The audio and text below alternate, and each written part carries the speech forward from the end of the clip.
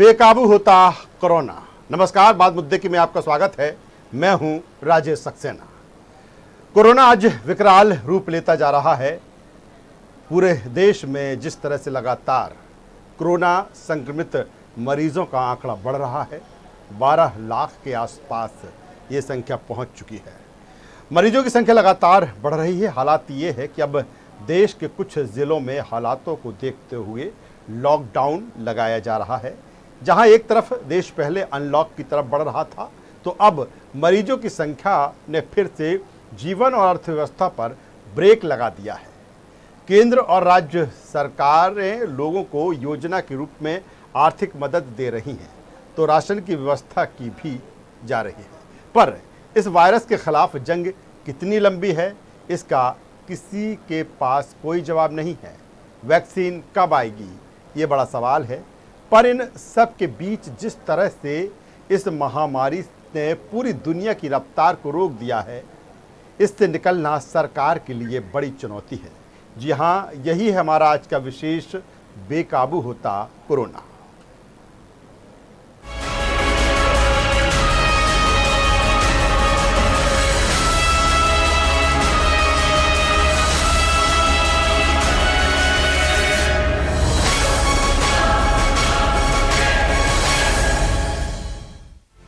Corona virus का संकट कब और कैसे होगा खत्म?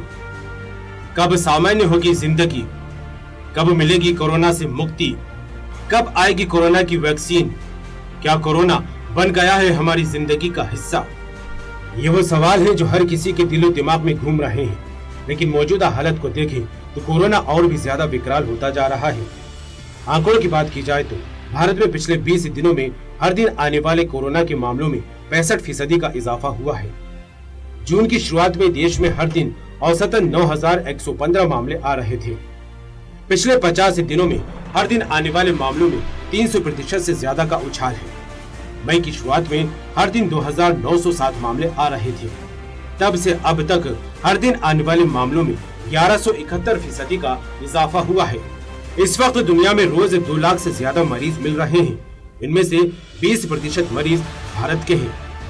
हालात ये हो गए हैं कि अब भारत में फिर से कई जगहों पर लॉकडाउन लगाना पड़ रहा है। कलेक्टरों का आदेश दिए गए हैं, जिन जगहों पर कोरोना ज्यादा फैल रहा है वहां लॉकडाउन लगा दिया जाए। देश भर में कई जिलों में आंशिक तो कहीं पूर्ण लॉकडाउन लगाया गया है। इसके साथ ही अब देश में आर्थिक संकट भी मुंह खोले खड़ा है। लोगों से रोजगार छिन गए हैं, राशन की समस्या है। अब ऐसे में सरकार भी लोगों की मदद के लिए कई योजनाएं चला रही है। कहीं सीधे खातों में पैसे पहुंचाए जा रहे हैं, तो कहीं मुफ्त राशन की व्यवस्था की जा रही है। चलिए एक नजर सरकार की मदद पर भी डालते हैं, जहां केंद्र और राज्य सरकारें लोगों की मदद के लिए योजनाएं चला रही हैं। प्रधानमंत्री गरीब कल्याण पैकेज से गरीबों की मदद। जनधन के तहत महिलाओं के खाते में भेजे गए पैसे। मजदूरों के लिए रोजी रोटी का सहारा बनी मनरेगा। राशन कार्ड धारकों को 3 महीने तक मौजूदा राशन के मुकाबले 2 गुना राशन। पीएम किसान सम्मान निधि योजना। मध्य प्रदेश में मध्याह्न भोजन योजना का पैसा बच्चों के खाते में। आदिवासियों को 2 महीने की पेंशन योजना का लाभ। एमपी में कोरोना संक्रमण का मुफ्त इलाज। एमपी में 46 लाख पेंशनर्स को 2 महीने का एडवांस। एमपी में कोरोना वॉरियर्स के परिजनों को अनुकंपा नियुक्ति का ऐलान।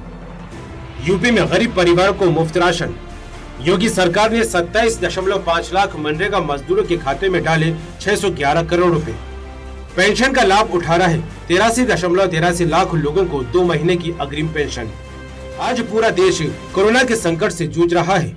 जिस तरह से कोरोना पैर पसार रहा है और लगातार मरीजों की संख्या बढ़ रही है, ये काफी चिंताजनक है।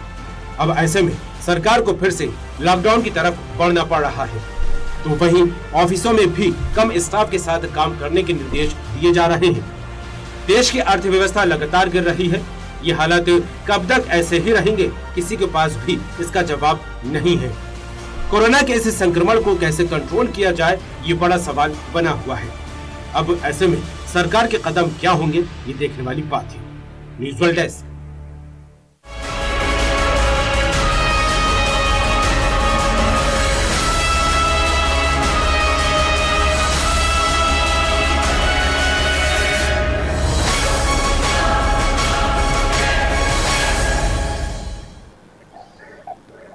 बेकाबू होता कोरोना। जिस तरह से लगातार कोरोना पॉजिटिव मरीजों की संख्या बढ़ रही है, पहले लॉकडाउन फिर अनलॉक के बावजूद भी कहीं ना कहीं जो हालात हैं वो सुधरे नहीं, लगातार बिगड़ते ही जा रहे हैं। और यही कारण है कि चाहे सरकार हो चाहे प्रशासन हो, अलग अलग तरीके से एक नई स्ट्रेटजी लगातार बनाना पड़ रही है। जहां पर अनलॉक है, अगर ज़्यादा संक्रमण फैल रहा है तो वहां लॉकडाउन करना पड़ रहा है। ये तमाम सारी चीज़ें हैं। बेकाबू होता कोरोना पर आज हम चर्चा करेंगे। चर्चा में हमारे साथ जुड़ रहे हैं हमारे जो मेहमान हैं। हमारे साथ में हैं वरिष्ठ पत्रकार राजेश सरोठिया साहब, बहुत स्वागत करते हैं राजेश जी आपका। हमारे साथ में हैं नेहा बग्गा जी, बीजेपी की प्रवक्ता हैं, आपका बहुत स्वागत करते हैं। और हमारे साथ में डॉक्टर संदीप सबलोक, कांग्रेस के प्रवक्ता हैं। संदीप जी, आपका भी मैं स्वागत करता हूं। राजेश जी, सबसे पहले मैं आपके पास में आता हूं। जिस तरह की परिस्थितियां निर्मित हैं, लगातार लॉकडाउन के बाद जब अनलॉक हुआ तो ये लगा कि धीरे धीरे सारी कुछ चीज़ें हैं वो पटरी पर आएंगी, चाहे कोरोना पर लगाम हो या फिर आर्थिक जो मोर्चा है उस पर धीरे धीरे गति आएगी। लेकिन हालात सुधरते नहीं दिख रहे हैं और यही कारण है कि बार बार स्ट्रेटजी बदलना पड़ रही है। आपको क्या लगता है राजेश जी कि जिस तरह की एक ठोस रणनीति होना चाहिए, जिस तरह से बेकाबू कोरोना हो रहा है, उसकी कमी अभी है और यही कारण है कि अलग अलग डिसीजन अलग अलग स्तर पर लेने पड़ रहे हैं?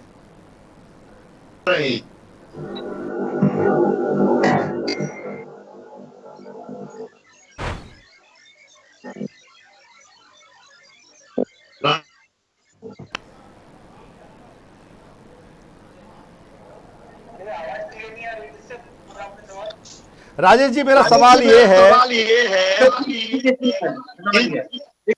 देखिए, सबसे बड़ी बात ये है कि जो अनलॉक और लॉक हुआ है, पहले का जो किया था लॉकडाउन, तो अगर आप वो नहीं, उसके बाद आप अगर नहीं बढ़ाते कोई समस्या नहीं होती। सबसे बड़ी समस्या पूरे देशव्यापी क्यों हुआ, वो पासपोर्टधारी हमारी राजस्थान, बॉम्बे और दिल्ली से मजदूरों ने जो पूरे देश भर में पलायन किया, उसके कारण भी हुआ। हमने एक लॉकडाउन को एक फैशन बना दिया था और अब हम फिर वही उसी फैशन को अपना, क्योंकि हमें करते हुए जो दिखना है, तो करते हुए दिखना है तो क्या करो, उन्होंने कहा कंटेंजेंट एरिया बना के उनको लॉकडाउन कर दिया।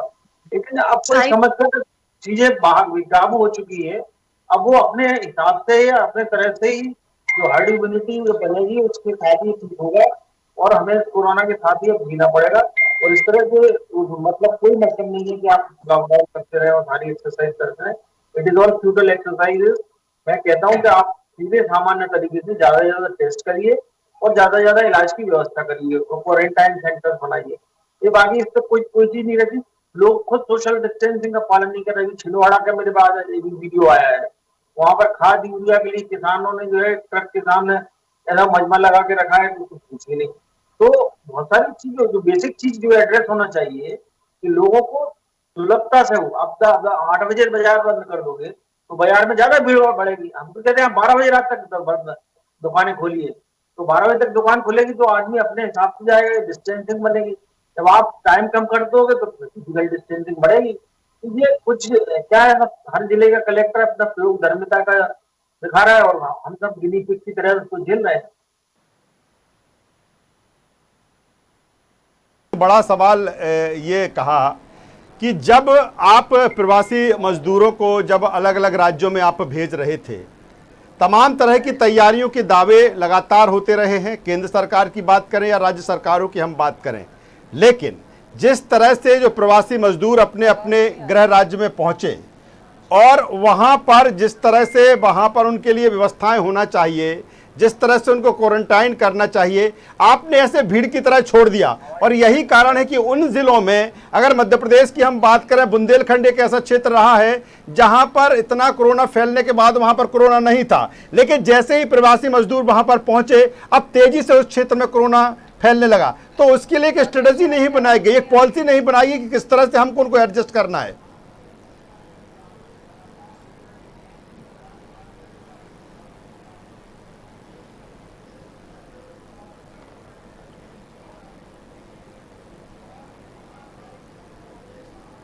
राजेश जी, आवाज आ रही है मेरी?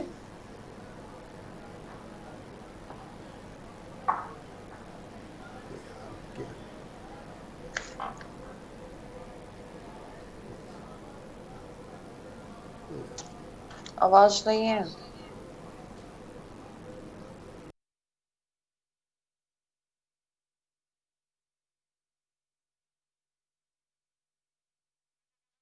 पास में आता हूं। नेहा जी, आवाज पहुंच रही है हमारी? राजेश सर, मेरा सवाल ये था कि जिस तरह से आपने एक बड़ा सवाल खड़ा किया कि जब प्रवासी मजदूर अपने अपने गृह राज्यों में पहुंच रहे थे तो उनके लिए जो एक तैयारी करना चाहिए थी वो तैयारी नहीं की, आप सीधे लग गए हैं कि जैसे प्रवासी मजदूर हैं उनको कैसे गृह राज्य भेज दिया जाए। कमोबेश बुंदेलखंड की स्थिति देखें मध्य प्रदेश में कि वहां पर हालात बेहतर थे, वहां पर कोरोना संक्रमण नहीं था, लेकिन अब उस जगह पर तेजी से कोरोना संक्रमण फैल रहा है। ऐसे में कह सकते हैं कि बिना तैयारी के चाहे केंद्र सरकार हो चाहे राज्य सरकार हो, उसने कदम उठाया। बिल्कुल निश्चित रूप से मैं कह ही रहा हूँ कि लॉक जो है आपको 21 दिन के बाद कर देते तो कोई समस्या ही नहीं होती, ना आपकी आर्थिक स्थिति उसकी बदहाल होती और रोटेशन चलता और लोग अपने आप में फिर 21 दिन में जान ही गए थे। अब इसके बाद भी जिनको सोशल डिस्टेंसिंग या फिजिकल डिस्टेंसिंग का पालन नहीं करना है वो आज भी उसका उल्लंघन कर रहे हैं, तो अब उसके लिए आप क्या कर सकते हैं? तो ये कोई हल नहीं है और कलेक्टर के फरमानों से नहीं रुक सकते, ये पीएम सीएम डीएम के उससे कुछ नहीं हुआ। आपको हेल्थ कंडीशन इंप्रूव करिए, हेल्थ की फैसिलिटी इंप्रूव करिए और उसमें आप वेट करिए कि चलिए राजेश जी, दोबारा आऊंगा, पास में आता हूं। नेहा जी, क्या कहेंगे जिस तरह से कोरोना बेकाबू हो रहा है और सरकार लगातार ये दावे करती रही है कि जो इंतजामात हैं वो काफी पुख्ता हैं, लेकिन जिस तरह से अब संक्रमण बढ़ रहा है, क्या लगता है आपको कब स्थितियां परिस्थितियां बेकाबू हो चली हैं? देखिए, ये जो परिस्थितियां हैं कोरोना काल की, इस महामारी से सिर्फ मध्य प्रदेश, हमारा देश नहीं अपितु पूरा विश्व इससे जूझ रहा है। और सबसे बड़ी जो मुश्किल है इस बीमारी की वो ये है कि इसका कोई वैक्सीन नहीं है, इसकी कोई दवा नहीं है। और इस कारण से चुनौतियां जो हैं देश में पहली बार इतनी बड़ी आई है कि ये ह्यूमन टू ह्यूमन फैलने वाला वायरस जो है उसको कंट्रोल करना कहीं एक हद तक मुश्किल हो रहा है। आप देखिए कि बाकी अगर हम भारत की तुलना बाकी अन्य देशों से करेंगे तो तबाही मची हुई है, इतने लोगों की जान जा चुकी है। और वहां पर हम इन परिस्थितियों को शासन प्रशासन से जोड़कर एक लिमिट कर नहीं देख सकते। सबसे महत्वपूर्ण ये है कि हम लोगों से ज्यादा अपील करें, उनसे ये कहें कि भाई वो अपने घर के अंदर रहें, बाहर निकलते हैं तो सोशल डिस्टेंसिंग का फॉलो करें, मास्क लगाकर चलें और हैंड वॉश हैंड सैनिटाइजर का इस्तेमाल करते रहें। यही कार्य जो है भारत सरकार ने निरंतर किया है जब से इस महामारी का प्रकोप हमारे देश में आया है, साथ ही राज्य सरकारें भी कर रही हैं। आपने बात की श्रमिकों की, किसानों की, उनका ख्याल रखने का काम शिवराज जी ने किया। शपथ लेते ही सबसे पहले कोरोना महामारी से लड़ने के लिए जो महत्वपूर्ण फैसले थे वो लिए गए। आपने देखा कि जो श्रमिक भाई बहन यहाँ मध्य प्रदेश से गुजर कर जा रहे थे, दूसरे अन्य राज्यों के थे, उनको सीमा तक ले जाने का काम अगर किसी ने किया तो शिवराज सरकार ने समय रहते किया। किसानों के अकाउंट में सम्मान निधि का पैसा जो 6,000 रुपए जाता है वो पैसा केंद्र ने भेजने का काम किया है। आप देखिए कि स्व सहायता समूह जो है उसमें महिलाओं को, बहनों को किस तरीके से आगे बढ़ने के लिए आत्मविश्वास देने का काम इस सरकार ने किया है। बच्चों को जहां पर जनरल प्रमोशन की आवश्यकता पड़ी क्योंकि अभी स्कूल्स खोलने लायक कंडीशंस नहीं है, उसको ध्यान में रखते हुए समय पर फैसले लिए गए। तो इस तरीके से तमाम सारी चीजें हैं, पर अगर कोरोना कहीं कहीं पर कंट्रोल में नहीं आता और ऐसे कुछ इलाके एडमिनिस्ट्रेशन की तरफ से चिन्हित किए जाते हैं तो मुझे लगता है कि एक अच्छा कदम है और इसे हमें इसको स्वीकार कर चलना चाहिए। आज वो परिस्थितियां नहीं है कि हम ओछी छोटी छोटी गंदी राजनीति हर बात पर करें। जब जान बचेगी तभी हम जहान के लिए सेवा कर पाएंगे, तभी हम अपनी रोजी रोटी के लिए बाहर कमाने के लिए निकल पाएंगे। जी आप देखिए कि मोदी जी ने योजना के तहत किस तरीके से श्रमिकों को नवंबर माह तक का राशन देने की जी बात कही है, जी और 3-3 माह करके राशन जो है वो दिया भी गया है, जी जिससे कि श्रमिक भाई बहन जो अपनी नौकरी छोड़कर आए हैं कम से कम खाने के लिए, जीवन यापन के उनको कोई समस्या नहीं जानी चाहिए। उसी तरीके से स्किल्ड और अनस्किल्ड लेबर जितनी हमारे पास है उनको अलग अलग कैटेगरीज में डिवाइड करने का काम सरकार लगातार कर रही है। उनका जो एक्सपीरियंस है, उनकी जो स्किल्स है, उसको चिन्हित कर कर किस तरीके से उपयोग में लिया जा सकता है, क्या ऐसी कोशिश की जा सकती है कि इस कठिन समय में अगर उन्हें अपने प्रदेश में वापस लौट कर आना पड़ा है, ये परिस्थितियां दोबारा ना बने, वो सम्मान से अपने प्रदेश में जी सके, वो सम्मान से अपने प्रदेश में काम कर सके, अपने घर परिवार के साथ सुरक्षित रह सके, उसके लिए भी तमाम सारे कदम जो है वो सरकार उठा रही है। और आज जो भोपाल हो या अन्य जगहों पर एडमिनिस्ट्रेशन के द्वारा, कलेक्टर एसडीएम के द्वारा जो ये निर्णय लिए जा रहे हैं, जिसमें बताया जा रहा है कि आपको इतने समय से इतने समय तक निकलना है, 8 बजे से 5 बजे तक आप निकल सकते हैं, इसको लेकर कदम उठाए जा रहे हैं वो महत्वपूर्ण है। आप सुन पा रहे हैं मुझे? हाँ हाँ जी, सुन रहा हूँ। नेहा जी, मेरा सवाल, नेहा नेहा जी, एक छोटा सा सवाल है मेरा। आप काफी अच्छी बात कर रही हैं। आपने कहा कि अभी इसकी कोई वैक्सीन नहीं है। वैक्सीन कब आएगी इसका भी कोई पता नहीं है। जो हालात बिगड़ रहे हैं लगातार, ऐसे में आपको नहीं लगता कि अब एक ठोस रणनीति, एक सिस्टमेटिक रणनीति बनाने की आवश्यकता है, जो कहीं दिख नहीं रही है? कलेक्टर कुछ फरमान करते हैं, एसडीएम कुछ लागू करते हैं, सरकार की तरफ सरकार को खुद समझ में नहीं आ रहा कि ऐसे हालातों में अब करना क्या है। तो आपको नहीं लगता कि एक ठोस रणनीति की आवश्यकता है? भले जब हमारे देश की तुलना की जाती थी कि अन्य देशों की तुलना से कि यहां पर कम है, लेकिन अब रफ्तार तो काफी तेजी से बढ़ रही है नेहा जी। देखिए, अगर आप रणनीति की बात करेंगे तो मैं आपको ये बताना चाहूंगी कि जो डेवलप्ड कंट्रीज हैं, आप उनके हालात देखिए, जिनकी हम ये मानकर चलते हैं कि मेडिकल फैसिलिटीज जो है टॉप पर रही हैं, उनके पास इक्विपमेंट्स, उनके पास हॉस्पिटल, उनके पास बेड्स की संख्या, उनके पास दवाइयों का पूरा अरेंजमेंट, साइंटिस्ट, डॉक्टर्स, अगर उनसे आप मुकाबला करके चलेंगे तो ये एक ऐसी महामारी आ गई है जिसमें उन्होंने सबको फेल कर दिया है। नेहा जी, मैं दोबारा आऊंगा आपके पास में। डॉक्टर संदीप सबलोक हमारे साथ में, कांग्रेस के प्रवक्ता। संदीप जी, क्या कहेंगे जिस तरह से बेकाबू कोरोना हो रहा है और कांग्रेस लगातार लंबे समय से सवाल खड़े कर रही है, अगर राजनीति से इतर बात करें तो किस तरह से आप समीक्षा करेंगे? नेहा जी जिस तरह से कह रही हैं कि जो डेवलप कंट्री हैं उनसे हम अगर हालात की बात करें देश की, तो उतनी हमारे यहाँ पर सिस्टम नहीं है, उतना मेडिकल फैसिलिटीज़ नहीं है, फिर भी हम काफ़ी बेहतर स्थिति में हैं, क्या कहेंगे आप? संदीप जी, आप हेलो,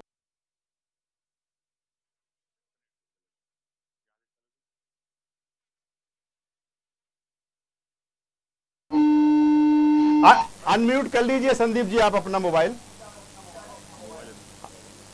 आपको आवाज आ रही संदीप जी?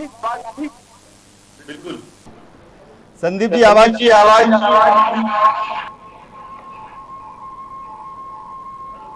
संदीप जी आवाज पहुंच रही है आपको? हेलो, बोलिए।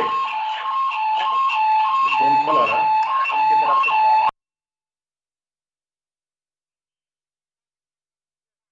संदीप जी से हमारी राजेश जी, जिस तरह से आप नेहा बग्गा जी को सुन रहे होंगे, जिस तरह से उन्होंने कहा, दूसरी कंट्रियों का हवाला वो दे रही हैं, कह रही हैं उससे बेहतर हमारी स्थिति है, लेकिन जिस तरह से अब रफ्तार है, कहीं ना कहीं अब हम नहीं कह सकते कि दूसरे देशों से हमारी स्थिति बेहतर है।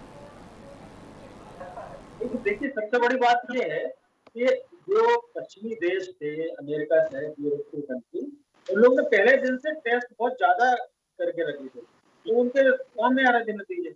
हमने टेस्ट की गति अब जाके बढ़ाई है, इसलिए बहुत ही तेजी से बढ़ रहा है। और आप इस चीज को मत मानिए, इतना निराशावादी होने की भी जरूरत नहीं है।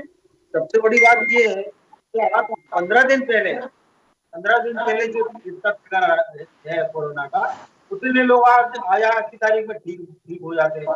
तो कोई बहुत डरने वाली बात नहीं है।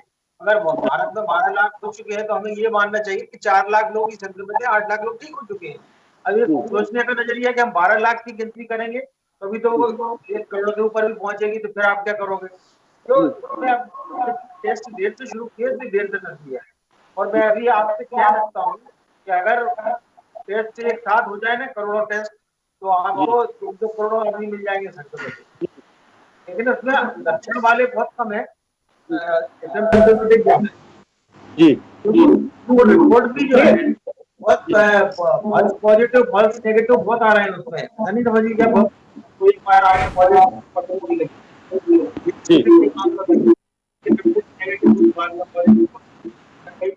रिपोर्ट आने के पहले ही वो निमोनिया से तो चीजें हो रही है। इसकी तरफ देखना चाहिए, बेहतर ठीक हो रहे हैं, लेकिन और अच्छी करने की जरूरत है। घंटे के दम पे कोरोना को कंट्रोल नहीं कर सकते। अभी हो क्या रहा है, ये पुलिस स्टेट बना हुआ है पूरा देश में।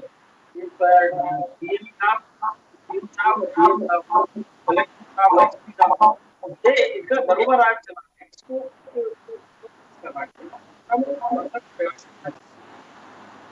चलिए के पास में आऊंगा। संदीप जी, आवाज आ रही है आप तक हमारी?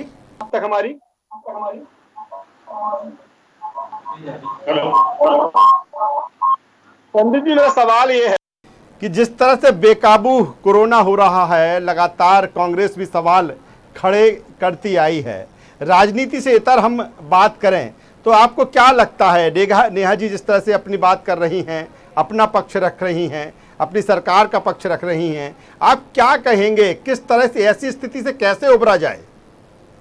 बड़ी स्पष्ट बात है कि जिस तरह से हमारे देश में आंकड़ा बढ़ के 12 लाख से ऊपर पहुंच चुका है और हमारी सरकार ये कहती है कि हम कोरोना पे नियंत्रण लगा रहे हैं। सवाल ये उठता है कि हमारी नेहा बहन ने अभी जो बात की, वो तो ऐसा लगता है जैसे उनका राजनीतिक एक एजेंडा दे दिया गया हो और भाषण दे दिया हो, वो उन्होंने पढ़ दिया। अभी आप राजेश जी से बात कर रहे थे, बुंदेलखंड की बात कर रहे थे। निश्चित रूप से जो मजदूरों की हालत लॉकडाउन के बाद यहाँ पूरे बुंदेलखंड, मध्य प्रदेश या देश में हुई है, वो किसी से छुपी नहीं। जब हमारे यहाँ नियंत्रण की जरूरत थी, लॉकडाउन की जरूरत थी, तो हमारे देश की सरकार मध्य प्रदेश में अपनी सरकार बनाने में लगी। और इस बात को जब हमारे कांग्रेस पार्टी ने आपत्ति उठाई कि ये समय राजनीति का नहीं बल्कि देश को, राष्ट्र को बचाने का है, तो माननीय शिवराज सिंह कोरोना का रोना बोल के इसका मजाक उड़ाते हैं। दूसरी तरफ जब कोरोना को लेकर गंभीरता की बात की जाती है तो बोलते हैं सर्दी खांसी बुखार है। लेकिन आज हमारे मध्य प्रदेश की स्थिति इतनी बदतर होती जा रही है, ना लोगों को इलाज मिल रहा है, ना टेस्टिंग मिल रही है, ना रोजगार मिल रही है, और जिन्हें हम अप्रवासी मजदूर बोलते हैं, वास्तव में ये हमारे अपने लोग हैं। इन्हें प्रवासी मजदूर कहना इनका पहली तौर पे तो मजाक उड़ाना है। इन्हें हम अपना माने और इनके व्यवस्थापन की, इनके रोजगार की व्यवस्था की बात करें, इसमें हमारी मध्य प्रदेश की और देश की सरकार पूरी तरह विफल साबित होती है। तो कहीं ना कहीं ये मानता हूं मैं कि हमारे केंद्र की सरकार हो चाहे प्रदेश की सरकार हो, कोरोना के नाम पे केवल रोना का काम कर रही है। कहीं ना कहीं सरकार की विफलता लोगों को इस बीमारी की तरफ, इस महामारी की तरफ धकेल रही है, और हर दिन हमारे मध्य प्रदेश में मौतों का आंकड़ा बढ़ रहा है, जो शायद प्रदेश की सरकार को है कि इस समय भी कांग्रेस राजनीति कर रही है जब साथ देने की जरूरत है। कांग्रेस इस मामले में कहीं कोई राजनीति नहीं कर रही। यदि राजनीति करना होती तो राहुल गांधी जी ने जो पहली बार बोला 3 फरवरी को कि हमारे देश में बहुत बड़ी महामारी आने वाली है, देश की सरकार को इसके प्रति सचेत होना चाहिए। तो देश की सरकार ने सचेत होने के में अपना ध्यान लगाया। इसके बाद जब राहुल गांधी जी ने ट्वीट किया कि हमारे देश को वेंटिलेटर की जरूरत है, हमारे देश को मास्क की जरूरत है, इनका निर्यात बंद किया जाए, दूसरी तरफ हमारे देश की। चले संदीप जी, नेहा जी से जो आप सवाल खड़े कर रहे हैं जवाब ले लेते हैं नेहा जी से। नेहा जी क्या कहेंगी जिस तरह से संदीप जी कह रहे हैं? देखिए, मुझे अफसोस होता है कांग्रेस पार्टी के प्रवक्ताओं की बुद्धि पर और कांग्रेस पार्टी के नेतृत्व की बुद्धि पर। एक तरफ ये क्लेम करते हैं कि राहुल गांधी जी ने पहले ही संकेत दे दिए थे, चेताने का काम कर दिया था। तो देश की जनता तो ये जानना चाहती है कि जिन राज्यों में कांग्रेस पार्टी की सरकार है, क्यों नहीं आपने समय रहते मेडिकल फैसिलिटीज को वहां पर उपलब्ध करा दिया? क्यों नहीं आपने बेड की संख्या बढ़ा दी? क्यों नहीं वहां पे आपने पीपीई किट्स का इंतजाम कर दिया? क्यों नहीं आपने दवाई की खोज करने के लिए युवाओं को प्रेरित करने का काम चालू कर दिया, साइंटिस्ट को प्रेरित करने का काम चालू कर दिया? मध्य प्रदेश की आप बात करिए तो मध्य प्रदेश में देखिए कि जिस समय कोरोना यहाँ पर फैल रहा था, जिस समय कोरोना यहाँ पर अपने स्थान बना रहा था, उस समय मध्य प्रदेश के मुख्यमंत्री श्रीमान कमलनाथ जी यहाँ पर गलबैया कर रहे थे जैकलीन और सलमान खान के साथ। इनकी सारी व्यवस्थाएं थी तो वो थी आईफा के आयोजन को लेकर। इंटेलिजेंस की रिपोर्ट कहती है कि यहाँ पर कोरोना दस्तक दे रहा था। बार बार संकेत मिलने के बावजूद मुख्यमंत्री जी का अगर किसी चीज में कोई दिलचस्पी थी तो वो आईफा का आयोजन किस प्रकार से होगा उसमें थी। मध्य प्रदेश में जनता आज ये जानना चाहती है कि जो कांग्रेस कोरोना जैसी महामारी पर भी राजनीति कर रही है, क्यों नहीं उन्होंने सरकार में रहते ही जनता के बीच में अवेयरनेस कैंपेन चालू कर दिए? क्यों नहीं किसी अस्पताल को डेडिकेटेड कोविड हॉस्पिटल की घोषणा करके वहां पर इंतजाम करने चालू कर दिए? जिस दिन माननीय मुख्यमंत्री शिवराज जी ने शपथ ली, तब तक आप ये देखिए कि मेडिकल फैसिलिटीज के नाम पर शून्य बटा सन्नाटा छोड़कर गई थी कांग्रेस की सरकार। मेडिकल फैसिलिटीज के नाम पर एक भी बैठक नहीं करना, कहीं पर भी बेड्स की उपलब्धता का बारे में ख्याल नहीं करना, किस तरीके से रोकथाम की जाए, किस तरीके से विदेशी फ्लाइट्स को रोका जाए, किस प्रकार से सैनिटाइजेशन किया जाए, किस प्रकार से मास्क की अपील की जाए, ये कहीं पर भी दिखाई नहीं दे रहा था।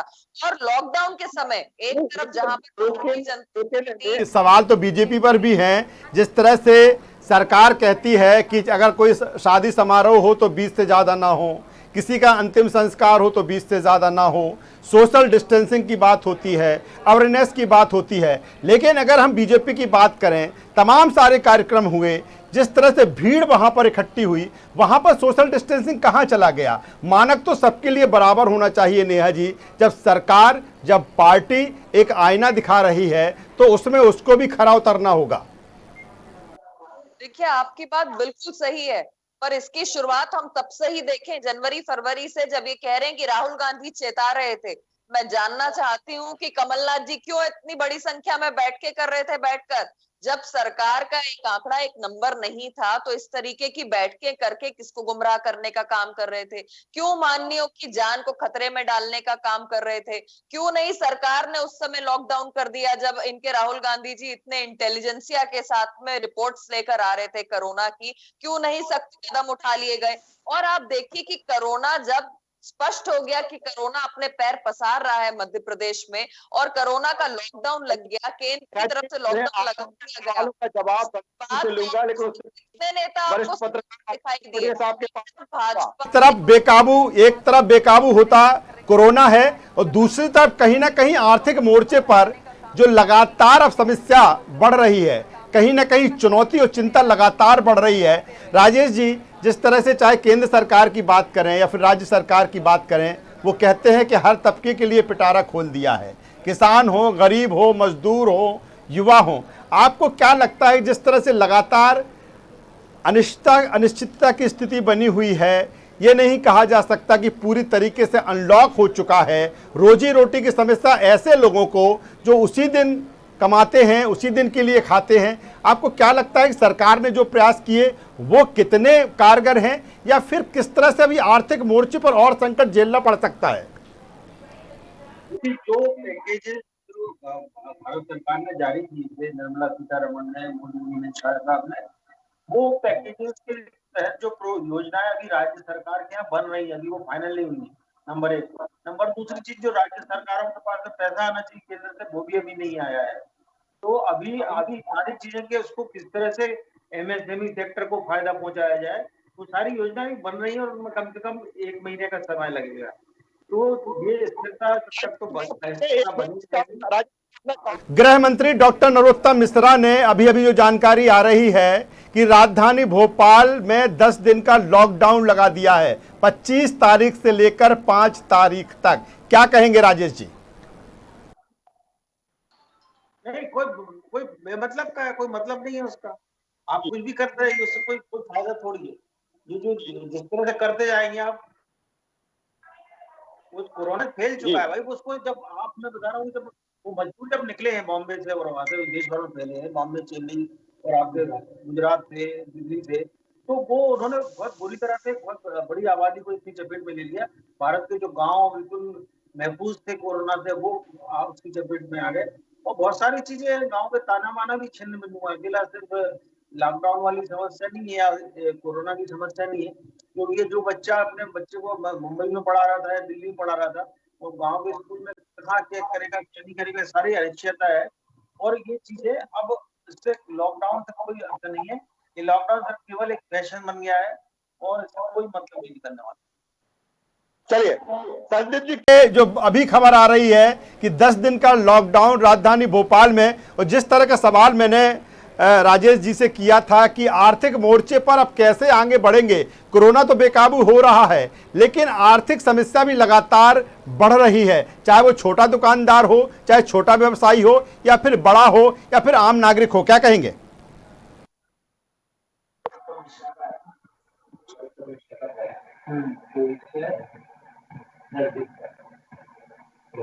क्या कर लोगे उसमें? संदीप जी आवाज आ रही है? जी बोलिए।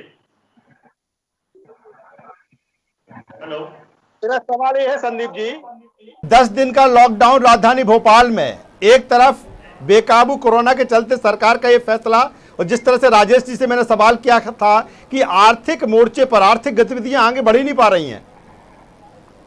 जिस तरह से मध्य प्रदेश में सरकार ने लूट खसोट के द्वारा, खरीद फरोख्त के द्वारा अपनी सत्ता स्थापित की, सरकार का ध्यान केवल राजनीति की तरफ रहा। मैं अपनी बात पे आ रहा हूँ, मैं अपनी बहन नेहा जी के बारे में, नेहा जी ने जो सवाल उठाया कि कमलनाथ जी क्या कर रहे थे, मैं बताना चाहता हूं कि जिस समय मध्य प्रदेश में कोरोना की दस्तक की आहट हुई थी, आपकी भारतीय जनता पार्टी के नेता हमारे दल बदलू मिलावट राम को अपने यहां बंधक बनाए हुए थे, जो स्वास्थ्य मंत्री थे। 12 मार्च का पत्र उठा के देखिए, कमलनाथ जी ने पूरे मध्य प्रदेश में ये निर्देश जारी किए थे कि वेंटिलेटर की व्यवस्था की जाए, जांचों की व्यवस्था की जाए, आईसीयू तैयार किए जाए, बेड्स तैयार किए जाए। लेकिन सत्ता के लोगों ने इस सरकार को काम नहीं करने दिया। आज मध्य प्रदेश के जो हालात हैं, जो आरोप तमाम तरह के हैं, लेकिन समाधान की जरूरत है। जिस तरह से देश की स्थिति या प्रदेश की स्थिति हो रही है। चलिए आखिर में छोटा सा कमेंट हम नेहा बग्गा जी से लेंगे। नेहा जी, 10 दिन का लॉकडाउन राजधानी भोपाल में,